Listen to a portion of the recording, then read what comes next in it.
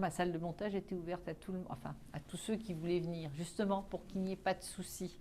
Moi, je n'étais pas dans la recherche du scoop. C'est Mireille Dumas pour Télé 7 jours. Mais Bas masques, c'était toutes les semaines. Toutes ces confidences lourdes, parce qu'on abordait quand même, on levait de sacrés tabous. Hein. On parlait de la violence sur les enfants, sur les femmes, viol, le racisme, l'homosexualité, transgenre, enfin tous ces sujets dont on parlait peu et avec leur lot de souffrance. Celle qui m'a le plus marquée, c'est au début des années 90, une jeune fille, dans Bas masques d'ailleurs, qui avait 20 ans et qui expliquait qu'elle venait de contracter pour la première relation sexuelle le VIH. Donc elle était séropositive et ça se passait très mal. Je ne voulais pas m'écrouler devant elle parce que je trouvais qu'elle était tellement digne, qu'elle me regardait comme ça droit dans les yeux en parlant de cette mort qui arriverait prochainement ou dans quelques temps.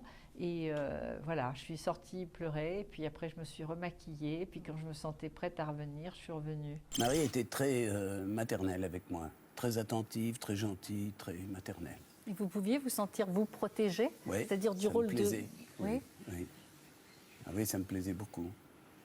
C'est un rapport qu'elle a établi, justement sachant que ça me plaisait, quoi.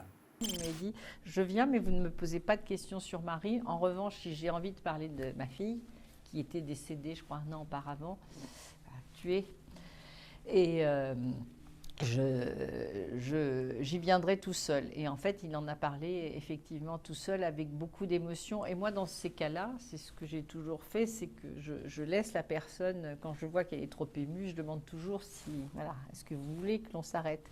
Et 8 fois sur 10, je dis comme ça, les personnes disent non, non, non, je savais que, je veux en parler. Tant pis si ça me fait mal, tant pis si je pleure, mais non, non, on continue. J'ai toujours fait attention à ça, c'est que d'avoir le montage pour ça, que ça ne soit pas du direct, justement qu'il n'y ait pas une question malheureuse qui mette en difficulté quelqu'un. Parfois, on est allé un petit peu loin ou que ça ne concerne pas forcément le public. On s'est autorisé à se le dire entre soi et à ce moment-là, je peux couper. Au contraire, mais vraiment, souvent, on me dit, mais tu laissais, ben oui, j'avais pas envie parce que j'avais un truc, allez hop, j'allais surtout pas le mettre à l'antenne. Non, c'était en accord. À partir du moment où les gens vous font confiance, acceptent de vous parler, la moindre des choses, c'est de respecter cela. Il n'y a que les politiques où on puisse aller...